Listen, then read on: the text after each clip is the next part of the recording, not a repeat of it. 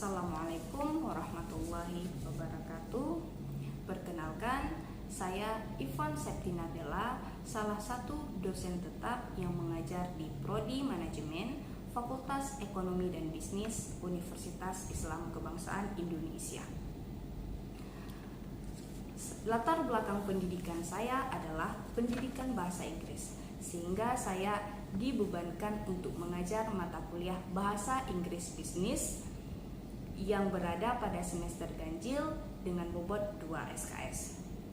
Mata kuliah bahasa Inggris bisnis memiliki kode mata kuliah yaitu FEB 22051.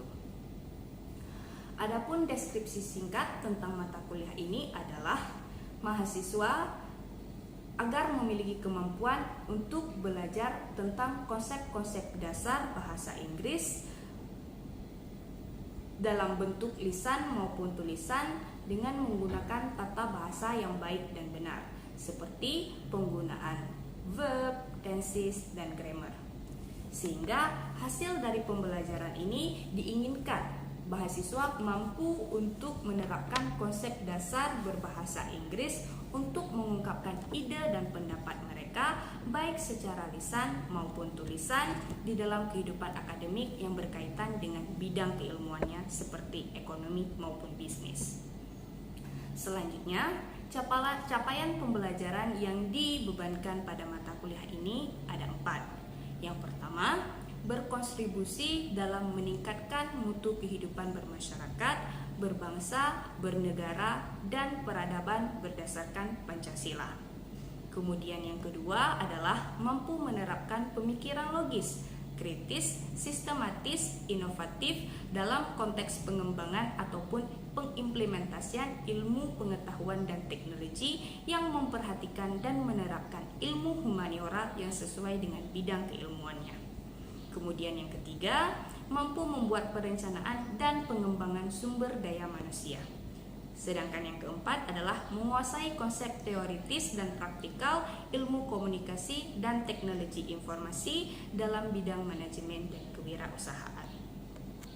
Adapun yang menjadi bahan kajian ataupun materi pembelajaran dalam mata kuliah ini adalah yang pertama, part of speech, kemudian yang kedua adalah simple present tense, kemudian yang ketiga adalah English for specific purpose, reading a text, kemudian yang keempat adalah simple past tense, yang kelima adalah simple future tense, kemudian yang keenam adalah active and passive sentence, yang ketujuh conditional sentence, yang kedelapan question text, dan yang kesembilan sebagai materi terakhir adalah writing a future plan. Program studi manajemen Fakultas Ekonomi dan Bisnis Universitas Islam Kebangsaan Indonesia menjalankan kurikulum yang berbasis outcome-based education, di mana mata kuliah ini menggunakan metode pembelajaran case-based learning dan project-based learning.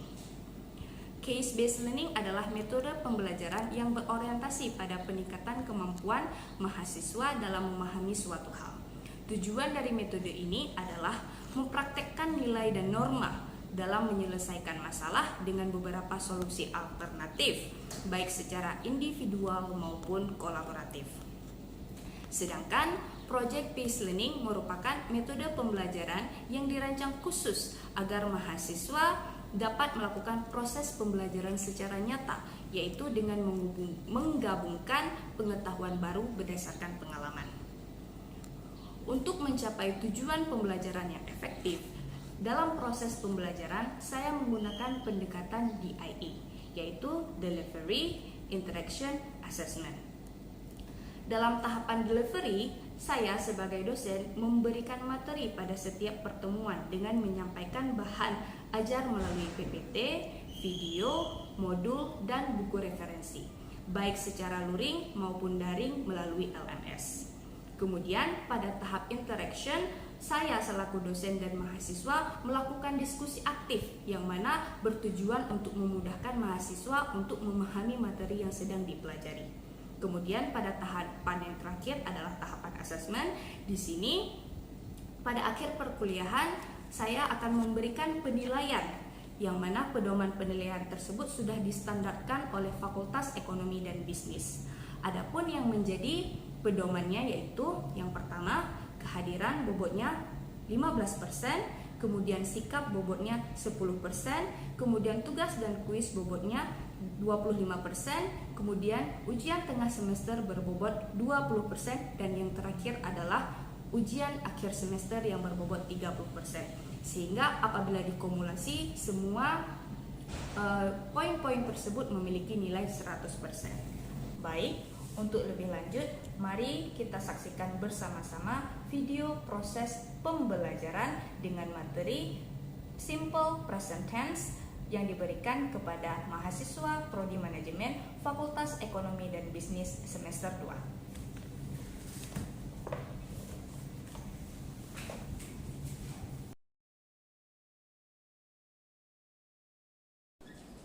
Assalamualaikum. Waalaikumsalam. Hello friends. Hi. How are you today? I'm good. How are you? I'm good, thank you. Have you had your breakfast yet? Yes. Okay, good. So now let's start our class with doa. Saya persilahkan Muhammad Ziaul Haq untuk memimpin doa kita ya. Silakan. Bismillahirrahmanirrahim. Rabbi shrah li sadri wa yassir li amri wahlul 'uqdatam min lisani yafqahu qawli. Rabbi zidni ilman warzuqni fahman wa amalan shalihan wa ilman nafi'an. La haula wa la quwwata illa billahil aliyyil azim. Nah, okay friends, did you remember what material did we discuss last week? Ingat gak materi yang minggu lalu kita pelajari? Nah, materinya tentang apa? Tentang part of speech. Oke, sekarang saya mau nanya nih, siapa yang mau memberikan penjelasan tentang part of speech? Siapa? Angkat tangannya. Oke. Ternyata banyak ya yang ingat, tapi kita mulai dari perempuan dulu ya, karena ladies first. Oke, Adona, what is part of speech? Apa sih part of speech yang sudah kita pelajari minggu lalu? Part of speech adalah elemen terkecil dalam merangkai ataupun membuat kalimat. Oke, jadi elemen terkecil dalam merangkai ataupun membuat kalimat. Jadi kita perlu sih part of speech dulu nih sebelum kita buat kalimat. Very good, Adona. Kemudian pertanyaan saya selanjutnya, ada berapa sih tipe part of speech ataupun ada berapa sih jenis-jenis part of speech? Siapa yang mau jawab? Gak seramai tadi ya, jadi saya ambil yang laki-laki aja karena perempuan sudah ada. Oke, Awaluddin, bisa disebutkan ada berapa jenis part of speech? Part of speech ada 8. Yang pertama ada verb, yang kedua ada noun, yang ketiga adjective, yang keempat adverb, yang kelima conjunction, yang keenam pronoun, yang ketujuh proposition, yang kedelapan interjection. Oke, very good. Oke, berarti ada 8 jenis part of speech. Number 1 is verb.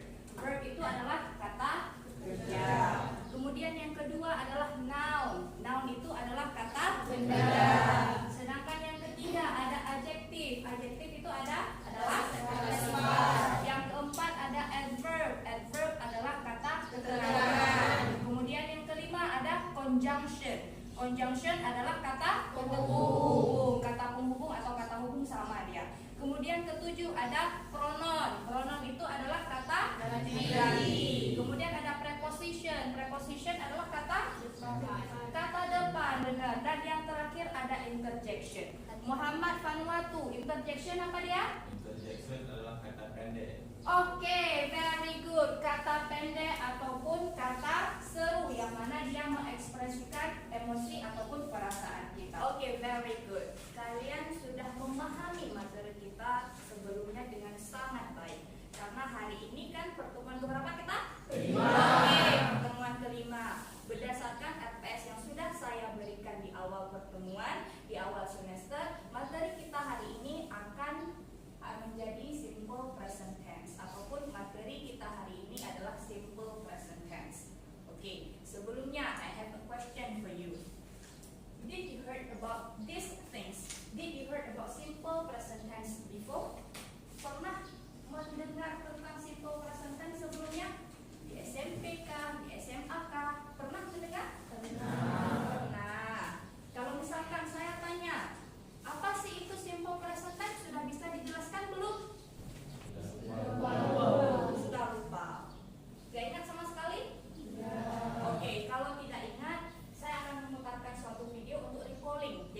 terpanggil pemahaman-pemahaman yang sudah pernah kita pelajari dulu di simple present tense. Oke, kita nonton bersama ya.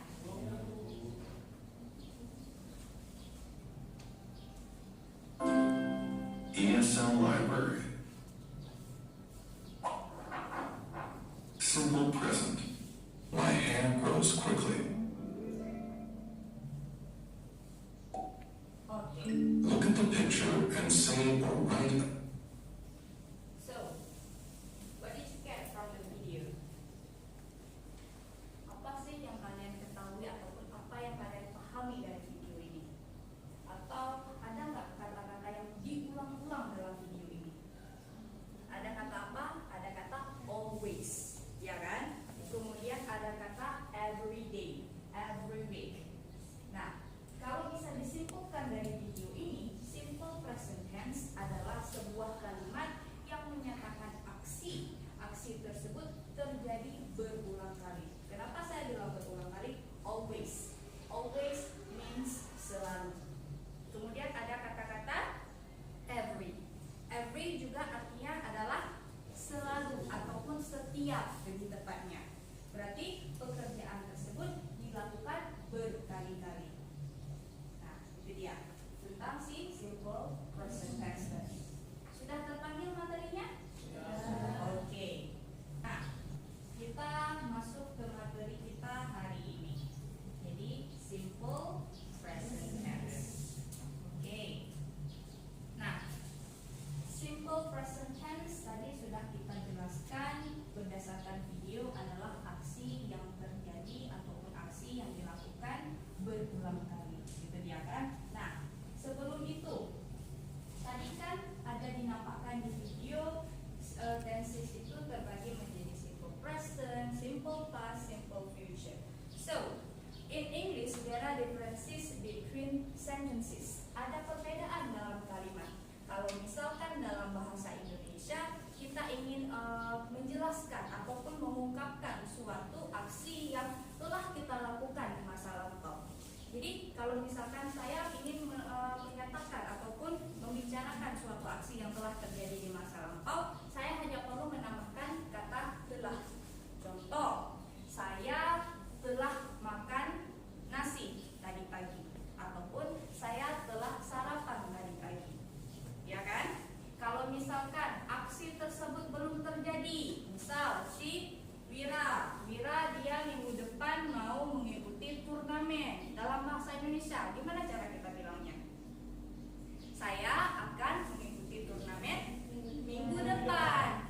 Berarti kan akan dengan telah.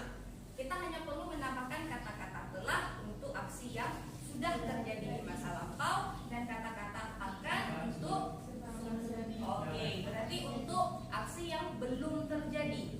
Nah, itu dia. Ada perbedaan seperti itu. Akan tetapi dalam bahasa Inggris, predikat yang digunakan yang berubah.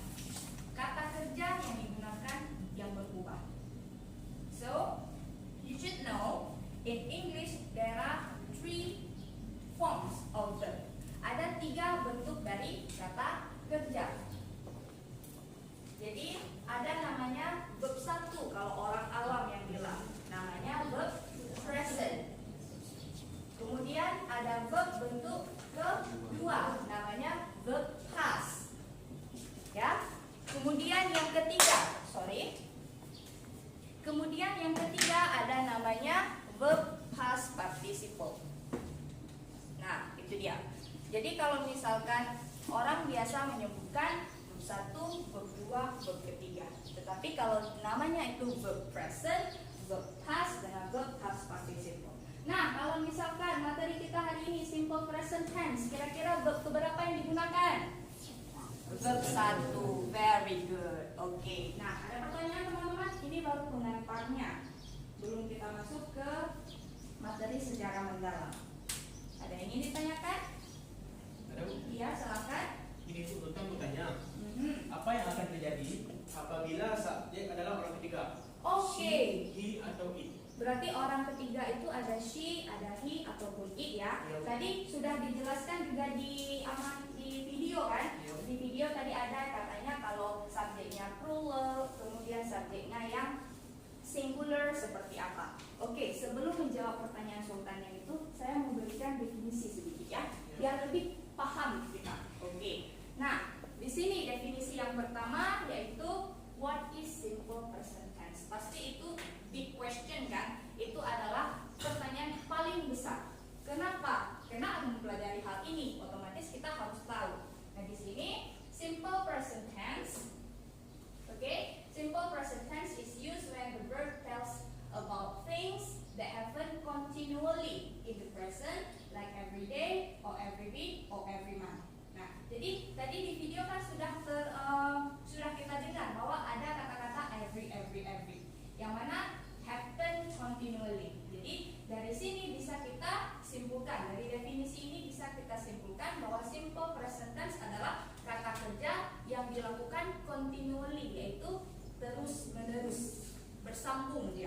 sehingga adanya kata-kata every. Every tersebut bisa digunakan bersamaan dengan keterangan waktu lainnya, apakah every day, ataupun every week, ataupun every month. Kemudian, simple present tense is used for anything happen often or it is factual. Jadi simple present tense juga digunakan apabila kita ingin menyatakan sesuatu hal yang berupa fakta. Kan ada factual di sini kan, berupa fakta. Kalau misalkan kita ingin memberitahukan suatu fakta ataupun gambaran umum, kita memakai kalimat jenis ini. Gitu. Oke.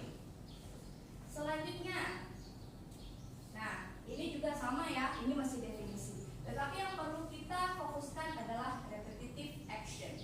Jadi the simple present tense is also known as repetitive action verb.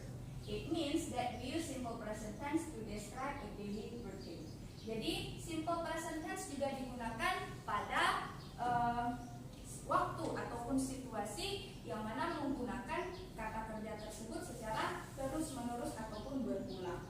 Ya, repetitive artinya berulang, gitu dia. Nah, contohnya di sini, what time we do, wake up, breakfast, homework. Nah, makanya pada saat SMP ataupun SMA, sering kan berarti guru ya. Guru di SMP ataupun SMA itu memberikan tugas bagi siswanya, tulislah kegiatan kalian, kegiatan sehari-hari, daily activities ataupun daily routine, gitu kan? Apa yang kita kerjakan mulai kita buka mata sampai apa yang kita kerjakan sampai kita mau tidur lagi. Itu kita menulisnya menggunakan kalimat simple present tense. Oke. Nah, ini rekapannya ya. Jadi sudah tadi kita bahas sebelumnya, tapi tidak mendetail. Jadi kapan? When should we use simple present tense? Kapan sih kita harus menggunakan kalimat jenis ini? Yang pertama, to express habitual action or repeated action. Sudah kita jelaskan kan barusan? Sudah. Berarti kita menggunakan simple present tense apabila ingin menyatakan suatu tindakan yang terjadi berulang kali. Ya. Kemudian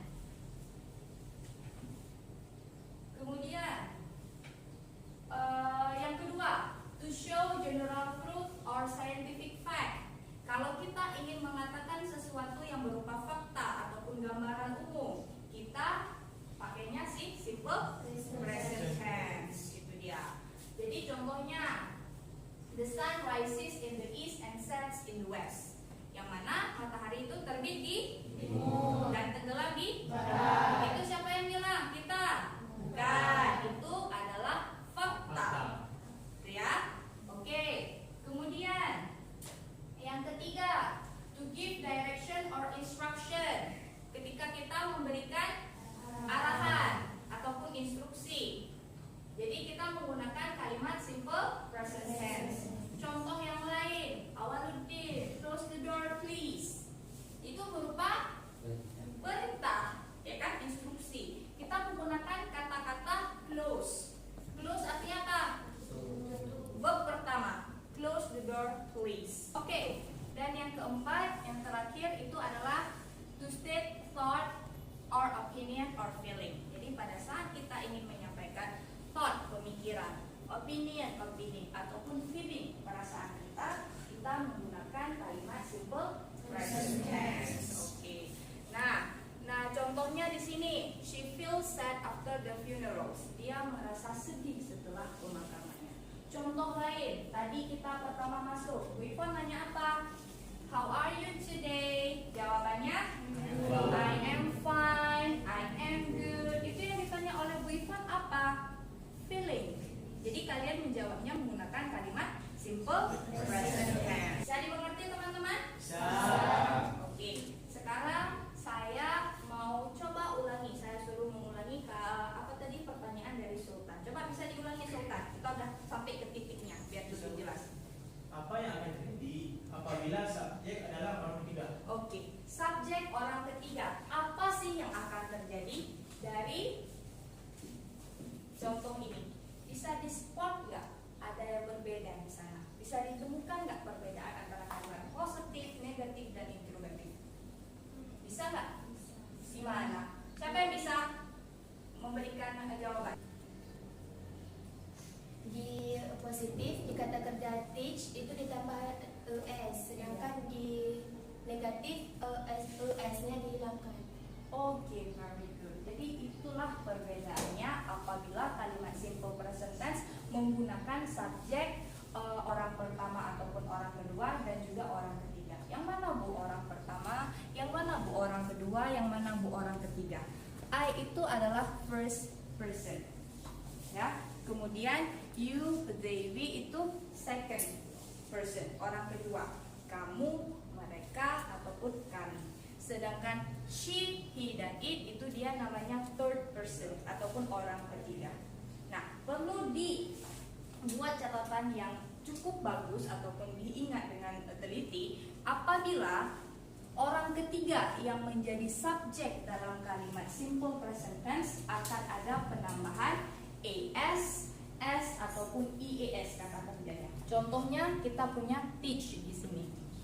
Teach artinya mengajari. Yang mana tanpa es kan? Karena si subjeknya orang ketiga yaitu si Yvonne yang merujuk ke she, maka kata kerjanya menjadi teaches. Bu, kalau Sultan gimana? Teaches juga. Kalau Adona gimana? Teaches juga. Yang gak teaches siapa Bu? I, you, they dengan we saja. Itu dia. Oke, itu yang pertama yang harus diingat ya. Apabila subjek dalam kalimat tersebut orang ketiga, baik dia she, baik dia he ataupun it, maka akan ada penambahan s, es ataupun eas sesuai dengan ketentuannya. Seperti yang tadi sudah disebutkan di video sebelumnya.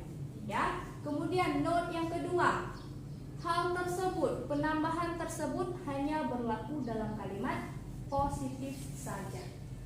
Tidak berlaku dalam kalimat negatif dan interrogatif. Why? Karena sudah ada helping verb di sana. Si helping verb do ataupun does tersebut sudah membantu kata kerjanya sehingga kata kerja tersebut kata kerja present. Ya. Kalau sudah ada does berarti tidak perlu es lagi, tidak perlu s lagi. Jadi do does. Do does adalah helping verb. Tapi untuk kasus ini hanya ada does saja. Kenapa? Karena she helping verbnya adalah si does. Ya. Jadi dua hal tersebut yang harus diingat. Dalam kalimat positif akan ada penambahan s, es ataupun eas apabila subjeknya orang ketiga. Sedangkan dalam kalimat negatif dan interrogatif dia kembali ke bentuk tanpa penambahan apapun karena sudah ada does di sana. Oke, you get it? Yes. Okay. Let's practice. Kalau misalkan udah paham, kita sekarang practice ya, praktek lah cek-ceknya.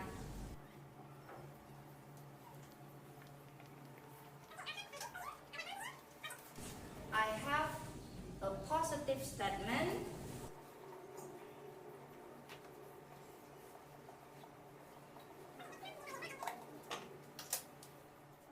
So now I want some of you come in front to the class to write down the negative and interrogative form. Saya mau sekarang beberapa dari kalian, dua berarti ya, karena satu negatif, satu interrogatif untuk maju ke depan.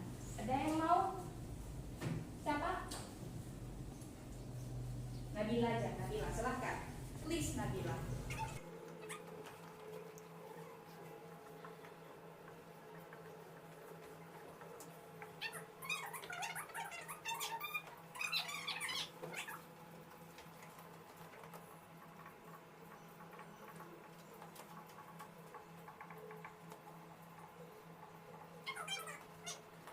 Nah, yang pertama, Indonesia does not grow every year.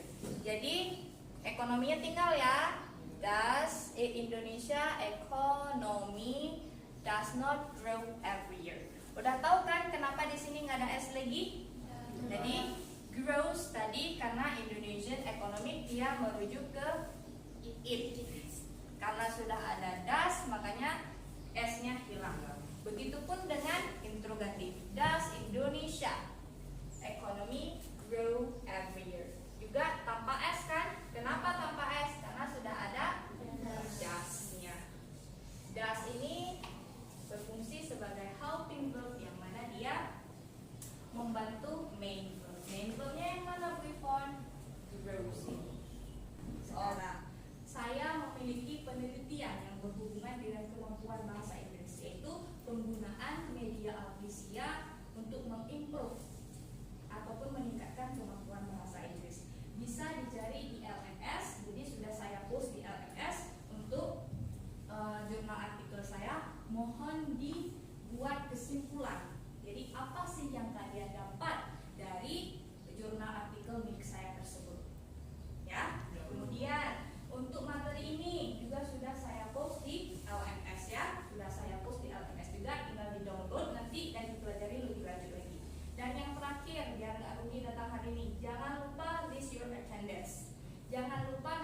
klik kehadiran di LMS juga.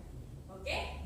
Nah, untuk menutup kelas kita hari ini, ada yang bisa memberikan summary ataupun kesimpulan. Jadi kesimpulannya adalah simple present tense merupakan sebuah kata atau kalimat yang menjelaskan sebuah aksi yang terjadi secara terus-menerus dan berulang. Kemudian kalimat simple present tense ini bisa ditandai dengan adanya kata atau keterangan waktu, misalnya seperti always dan every. Oke, excellent ya, sangat bagus. Jadi poinnya adalah kalimat simple present tense ini kalimat yang menyatakan aksi ataupun kata kerja yang berulang kali terjadinya ataupun terus menerus. Bisa ditandai dengan adanya kata-kata always ataupun every pada keterangan waktunya. Oke, jangan